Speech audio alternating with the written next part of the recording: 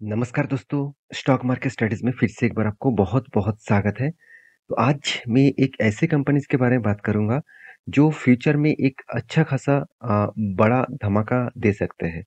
तो बड़ा बड़ा धमाका क्यों दे सकते हैं, उसके ऊपर चर्चा करूँगा और गवर्नमेंट के तरफ से बहुत सारे जो फैसले लिए गए हैं, वो फैसले इस कंपनी के फ़ेवर में है और इस कंपनी का फ्यूचर इसी बेसिस में हाई पोटेंशियल के हिसाब से ग्रोथ हो सकते हैं। तो वीडियो को पूरा लास्ट तक देखिएगा और अभी तक आपने चैनल को सब्सक्राइब नहीं किया तो जरूर कर लीजिएगा कंटिन्यूअसली वीडियो और अपडेट्स पाने के लिए। तो चलो एक-एक करके सारे डिटेल्स आपके साथ शेयर करता हूँ। एक-एक करके सारे जानकारी आपके साथ में डिस्कशन करूँगा। तो उससे पहले चैनल को सब्सक्राइब जरूर कर लीजिएगा। तो एक एक डेटा मैं आपको बता दूँ, वो डेटा आपको देखना ज़रूरी है।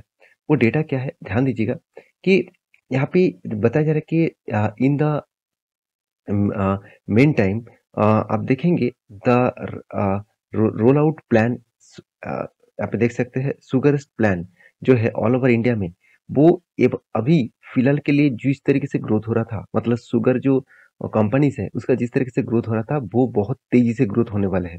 क्यों?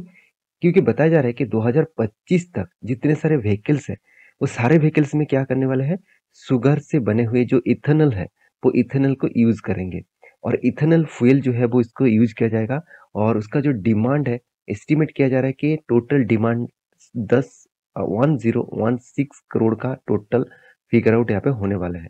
तो 1016 करोड़ से भी ज्यादा यहाँ पे डिमांड होने वाला है और डिमांड बढ़ने वाला है 2025 तक। तो इसका मतलब इथेनॉल जो अल्कोहल है वो उसका प्रोडक्ट डिमांड बढ़ेगा और इथेनॉल अल्कोहल का प्रोडक्ट का डिमांड बढ़ना मतलब कौन सा कंपनी का डिमांड बढ़ेगा, शुगर कंपनी का। जो sugar manufacturing company ethanol alcohol बनाते हैं उसी का ही डिमांड बढ़ने वाला है। क्योंकि देखिए शुगर्स में प्रॉब्लम क्या है, देखिए शुगर जो है वो ग्लोबली मार्केट के प्राइस के हिसाब से और डिमांड के हिसाब से चलते हैं।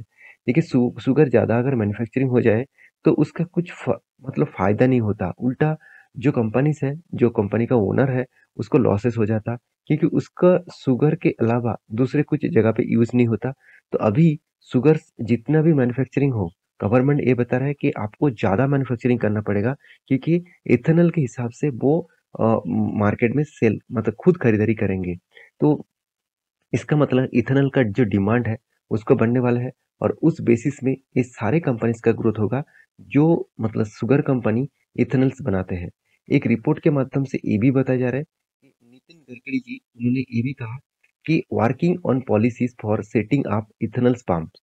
तो इथेनॉल पंप्स भी वो हर जगह पे सेटिंग्स करने के लिए काम स्टार्ट करने के लिए बोल चुके हैं और बहुत जगह पे काम स्टार्ट भी हो चुके हैं। जितने सारे पेट्रोलियम जितने सारे पंप्स है, पेट्रोल पंप्स है उस जगह पे इथेनॉल अल्कोहल भी लगाया जाएगा, मतलब उसका भी पंप लगाया जाएगा। तो देखिए गवर्नमेंट भी तेजी से काम कर रहा है क्योंकि जो क्लीन एनर्जी का जो प्रोजेक्ट है, जो फ्यूचर में इंडिया एक क्लीन एनर्जी के हिसाब से आगे बढ़ रहा है, तो उस हिसाब से इस इथेनॉल अल्कोहल का डिमांड बहुत तेजी से ग्रोथ होने वाला है। तो देखिए बहुत सारी गाड़ियां मार्केट में अभी भी चल रहा है जिसका ऑब्वियसली ट्रायल हो चुके हैं और धीरे धीरे करके कंपनी ये भी बता रहा है कि जो रिक्वायरमेंट है वो 1000 करोड़ से भी ज्यादा यहाँ पे इथेनॉल का रिक्वायरमेंट होगा और अभी पेट्रोल के साथ 20% अभी यूज किया जा रहा है और मोटरसाइकिल में 100% यूज किया जा रहा है। तो अभी फ्यूचर में वो बाकी जो गाड़ियां हैं उसमें भी यूज करेंगे। और देखिए जो जो मोटरसाइकिल है बजाज, हीरो, टीवीएस, बड़े से बड़े दिग्गज कंपनीज के ऊपर भी वो इस तरीके से प्रोडक्ट को यूज कर रहे हैं। तो मेरे हिसाब से इसका जो डिमांड है फ्यूचर में बहुत तेजी से ग्रोथ होने वाला है। इतने सारे पॉइंट्स मैं आपके साथ इसीलिए बोल रहा हूँ क्योंकि आज जिस कंपनी के बारे में बात करूंगा वो कंपनी एक पेनी स्टॉक है और फ्यूचर में एक अच्छा खासा पोटेंशियल लेकर चल सकते हैं। तो कंपनी कौन सा है, सबसे पहले मैं वो बता दूं, कंपनी का नाम है बजाज शुगर। देखिए बजाज शुगर देखा जाए तो शुगर मैन्युफैक्चरिंग में टॉप 10 के अंदर कंपनी का नाम है। छोटा सा कंपनी है फिर भी देखिए इस कंपनी की खासियत क्या है, एशिया का नंबर 1 शुगर कंपनी है। आप कहेंगे सर अगर मैं शुगर कंपनीज के बारे में बात करूं, अगर मैं कंपटीटर के हिसाब से आपको बात करूं तो रेणुका शुगर नंबर 1 में है। उसके बाद ईआईडी जो पैरी है वो सेकंड पोजीशन में है। उसके बाद बलराम चीनी है। तो आपका आपने जो बताया कि बजाज हिंदुस्तान शुगर वो तो टॉप 7 में है क्योंकि इसका मार्केट कैप 2000 करोड़ के आसपास है। यही तो आपको सोचना चाहिए। कंपनी 7 नंबर होने के बाद भी एशिया के नंबर 1 शुगर मैन्युफैक्चरिंग कंपनी है। तो एक खासियत जो है, एक खासियत कंपनी को तो एक पॉजिटिविटी देगा। कंपनी देखिए सिर्फ एशिया का नंबर 1 नहीं, वर्ल्ड की 4th largest sugar manufacturing company है। तो इसका मतलब कितना पोटेंशियल है इस कंपनी में, एक बार ज़रूर याद रखिएगा। देखिए हम लोगों को प्रॉब्लम्स क्या होते हैं, हम लोग पेनी स्टॉक देखकर, बहुत सारे लोग पेनी स्टॉक देखकर निवेश कर देते हैं, बहुत सारे लोग पेनी स्टॉक को देखकर घबरा जाते हैं। हाँ, पेनी स्टॉक के ऊपर देखकर घबराना तब जब कंपनी में खुद के पोटेंशियल नहीं है, कंपनी का खुद का ग्रोथ नहीं है। जिस कंपनी का ग्रोथ नहीं है, पोटेंशियल नहीं है, उस कंपनी आज नहीं तो कल वो गिरेगा। तो यहाँ पे भी उसी तरीके से सिनेरियो देखने को मिल सकता है। तो इस कंपनी के ऊपर क्या स्टैंड है, चलो मैं आपको एक एक करके सारे डिटेल समझा देता हूँ। तो सबसे पहले मैं बात करूँ कंपनी की, कंपनी स्टार्ट हुआ था 1931 से, तो आज का कंपनी नहीं है। कितनी पुराना कंपनी आप देख सकते हैं, तब से लेकर आज तक कंपनी चल रहा है। तो मैनेजमेंट आज तक इसको चला रहा है, इसका मतलब कुछ ना कुछ तो पॉजिटिविटी है। सिर्फ शुगर का जो डिमांड है मार्केट में, वो कभी कम कभी ज़्यादा होता है, तो इस हिसाब से कंपनी की ग्रोथ नहीं होता था। अभी इथेनॉल अल्कोहल आप देखेंगे, the Hindustan sugar mills limited, the company is engaged in the manufacturing bye sugar ethanol. और अब देखेंगे तो इथेनॉल जो अल्कोहल है, उस तरीके से प्रोडक्ट का कंपनी मैन्युफैक्चरिंग करते हैं। तो कंपनीज का जो शुगर का जो मैन्युफैक्चरिंग है, 2022 के रिपोर्ट के हिसाब से, तो कंपनी 2021 में 84% का शुगर मैन्युफैक्चरिंग कर रहा था, 2022 में 76% हो गया। पावर सेक्टर के हिसाब से 13% हुआ, जो पहले 11% होता था। और बाकी देखिए जो डिस्टिलरी है वो 11% है, पहले 5% था। तो कंपनी का जो ग्रोथ है यहाँ पे आपको दिख रहा है। तो कंपनी का जो कैपेसिटी है वो भी यहाँ पे बढ़ने वाला है, क्योंकि कंपनी का ऊपर अभी डिमांड बढ़ने वाला है। इथेनॉल अल्कोहल का डिमांड बढ़ेगा तो कंपनी का मैन्युफैक्चरिंग का भी डिमांड बढ़ेगा। तो उस हिसाब से कंपनीज का ग्रोथ अपकमिंग कुछ ईयर्स में ज़्यादा देखने को मिल सकता है। और रही बात कंपनी के फाइनेंशियल रिपोर्ट के बारे में, तो सबसे पहले मैं आपको यही बोल चुका हूँ, कंपनी का प्राइस जो है वो 16-17 रुपीज़ के आसपास है। आप जब वीडियो देखेंगे शायद वो चेंज हो सकते हैं।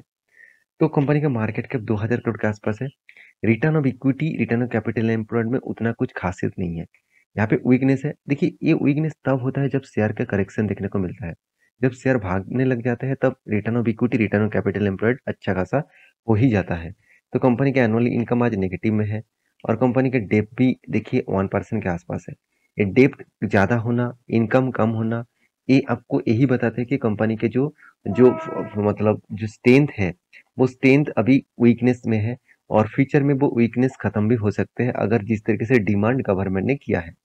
अगर कंपनी के मैं क्वार्टरली रिजल्ट और मतलब प्रॉफिट एंड लॉस के बारे में बात करूँ ईयरली, अगर ध्यान दीजिएगा कंपनी के जो सेल्स है वो ऐसे नहीं कि सेल्स खराब हो गया, सेल्स कंटिन्यूसली कंपनी मेंटेन कर रहा है। कंपनी में दिक्कत कहाँ पे है, इस मतलब शुगर मैन्युफैक्चरिंग के लिए जो गन्ने का खेत है, उस खेत में काम करने वाला बहुत सारे मजदूर को यूज किया जाता है, और उस हिसाब से बहुत ज़्यादा कॉस्टिंग लग जाता है। अगर मैं इस कंपनी के एक्सपेंस के बारे में बात करूँ, ध्यान दीजिएगा, कंपनी का मटेरियल कॉस्ट जो है वो 82% है, और एम्प्लॉय कॉस्ट कितना है 6%। तो मैन्युफैक्चरिंग कॉस्ट कितना है 0%। तो कंपनी का मैन्युफैक्चरिंग कॉस्ट तो इस बार जीरो हुआ। और देखा जाए तो एम्प्लॉय कॉस्ट जितना था उससे थोड़ा सा बढ़ चुके हैं, और मटेरियल कॉस्ट जो है वो ज़्यादा बढ़ चुके हैं, क्योंकि इसका प्रोडक्ट को बनाने के लिए, क्योंकि देखिए शुगर को मैन्युफैक्चरिंग करने के लिए, रिफाइनरी करने के लिए तो बहुत सारा मतलब खर्चा होता है। उस खर्चे को कंपनी यहाँ पे मेंटेन करने के लिए जितना खर्चा किया वो एक सेल से भी कई गुना ज़्यादा हो गया। तो भी देखेंगे तो कंपनी का ऑपरेटिंग प्रॉफिट पॉजिटिव में है। अगर मैं नेट प्रॉफिट के बारे में बात करूँ तो देखिए कंपनी का लगातार लगातार लॉसेस इसीलिए हो रहा है क्योंकि कंपनी का जो इंटरेस्ट है उसको ज़्यादा पेमेंट करना पड़ा, और इंटरेस्ट ज़्यादा पेमेंट करने के कारण कंपनी का जो प्रॉफिट मार्जिन है वो नेगेटिव में चला गया। एक टाइम आप देखेंगे तो कंपनी 1100 और देखा जाए तो 800, साढ़े 800, 900 करोड़ के आसपास इंटरेस्ट था। आज वो घटते घटते हो गया 210 करोड़, और 210 करोड़ टोटल इंटरेस्ट है, और उसको कम होते होते कंपनी का जो इंटरेस्ट है कम हो चुके हैं। उसके कारण कंपनी का जो प्रॉफिट, नेट प्रॉफिट जो है वो लॉसेस, बिग लॉसेस से कंपनी का लॉसेस कम हुआ है।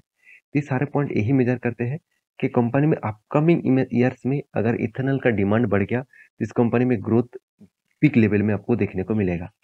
तो कंपनी का शुगर मैन्युफैक्चरिंग करने के बाद भी कंपनी का जो रिटर्न दिया आपने, कंपनी ने 5 साल में 21%, 3 साल में 35% और 1 साल में 27% के आसपास। तो कंपनी के जो मतलब कैश फ्लो है उसके बारे में बात करें तो कंपनी का कैश फ्लो देखिए हमेशा पॉजिटिव में रहा है। ऐसे नहीं कि कंपनी ने हाथ में कैश नहीं लेके आए। ऑब्वियसली कंपनी का रिजर्व भी है, कंपनी का बोरिंग्स भी है, जितना रिजर्व उतना ही बोरिंग्स है। तो कंपनी में डरने वाला कोई बात नहीं है, क्योंकि कंपनी का अगर काल बोला जाए कि मेरा पूरा का पूरा कर्जा मिटा दो, तो कंपनी रिजर्व को बेच कर कंपनी मिटा सकते हैं। कंपनी का फिक्स एसेट भी इंक्रीज हो रहा है। तो इस सारे पॉइंट ऑफ व्यू से देखा है तो कंपनी में ग्रोथ कंटिन्यूसली हो रहा है। अभी ये देखना बाकी है कि कंपनी के जो प्रोडक्शन हो रहा है, वो प्रोडक्शन करने के बाद कितने दिनों में कंपनी का जो कंपनी ने माल बेचा, तो उसमें कितने दिनों के बाद कंपनी के हाथ में पैसा आ रहा है। देखिए कंपनी का जो पैसा आ रहा है 9 दिनों में, कभी 12 दिन, कभी 14 दिन, कभी 8 दिन। तो कंपनी का जो फिगर आउट है डेटोस डे का, वो बहुत स्ट्रांग है। कंपनी का प्रोडक्शन करने में कंपनी को 184 डेज लग रहा है। मगर कंपनी में गड़बड़ी कहाँ पे कर रहे हैं, कंपनी के डे पेबल्स, जहाँ पे कंपनी मैन्युफैक्चरिंग कर रहे हैं और जिस खर्चे मतलब काम करने के लिए जो रॉ मटेरियल्स खरीदते हैं जिसके पास से, वो उस कंपनी को वो डिले से पेमेंट आउट कर रहा है। तो ये कंपनी के लिए एक नेगेटिव पॉइंट बन सकता है। तो इन्वेस्टर के बारे में बात करूँ, देखिए प्रोमोटर ने यहाँ पे 24% होल्डिंग रखा, पहले 15% के आसपास था। तो प्रोमोटर क्यों होल्डिंग इंक्रीज किया, क्योंकि प्रोमोटर को पता है अगर इथेनॉल का डिमांड बढ़ गया तो कंपनी रॉकेट बन सकता है। इसलिए देखिए एफआईएस के पास जो होल्डिंग था वो बीच में कम हो गया था, फिर भी देखिए एफआईएस ने होल्डिंग बढ़ाया। डीएस के पास ज्यादा होल्डिंग था, वो थोड़ा सा स्टेक कम किया और उसका फायदा पब्लिक ने उठा लिया। तो सारे पॉइंट ऑफ व्यू से मैं एक ही बात कहूंगा, कंपनी में अपकमिंग ईयर्स में कुछ अच्छा खासा ग्रोथ हो सकता है। तो यहाँ पे कुछ पैटर्न्स बन रहा है। तो जो पैटर्न्स बना वो head and shoulder, reversal head and shoulder patterns देखने को मिला है। अगर मैं इस कंपनी के reversal head and shoulder pattern के बारे में बात करूं, आप देख सकते हैं यहाँ पे भी एक शोल्डर बना, यहाँ पे भी एक शोल्डर बना और यहाँ पे देखिए बिग हेड बना। और बिग हेड बनने के बाद फिर से शोल्डर बनने जा रहा है। इसका मतलब कंपनी फिर से एक बार शोल्डर बनाएगा। मैं फिर से एक बार आपको ड्रॉ करके दे रहा हूँ। यहाँ पे देखिए एक बार शोल्डर बना, यहाँ पे शोल्डर बना और यहाँ पे बिग हेड बना और यहाँ पे शोल्डर। यहाँ पे शोल्डर अभी तक बना नहीं, तो अगर बन जाएगा तो अगर इस लेवल के ऊपर अगर ब्रेकआउट देखने को मिले और वो भी हाई वॉल्यूम के साथ, तो एक बड़ा सा रैली देखने को मिलेगा। देखिए यहाँ पे आप वॉल्यूम देखेंगे तो किस तरीके से वॉल्यूम है, इसका मतलब नीचे जब भी आ रहा है वो बाइंग प्रेशर ज्यादा है और इस बाइंग प्रेशर के कारण स्टॉक के ऊपर एक उछाल देखने को मिल सकता है। अगर इस लेवल से मैं मार्किंग करूँ टॉप लेवल तक, तो आपको आपको जो टारगेट लेवल रहेगा वो अराउंड 42 के आसपास टारगेट लेवल रह सकते हैं। तो आप कहेंगे सर क्या फिलहाल के लिए एंट्री ले लूँ? देखिए एंट्री लेना ना लेना आपके हाथ में है, क्योंकि यहाँ पे जो रेंज बना है बार बार जब कोई हेड एंड शोल्डर पैटर्न्स बनते हैं, इसका मतलब होता है कंपनी में हायर चांसेस है वो अपर साइड में जाएगा, क्योंकि नीचे साइड में वो आने के लिए तैयार नहीं है। तो ये था कुछ डिटेल्स और मेरे एनालिसिस इसी तरीके से होते हैं। तो आप इस तरीके से डीप एनालिसिस पाना चाहते हैं तो चैनल के साथ जुड़िए और दोस्तों के साथ शेयर भी करिए। और मेरे वीडियो अच्छे लग रहे तो प्लीज़ लाइक करिए। मिलते हैं नेक्स्ट वीडियो में, तब तक के लिए अच्छे से रहिए, अपने ख्याल रखिए।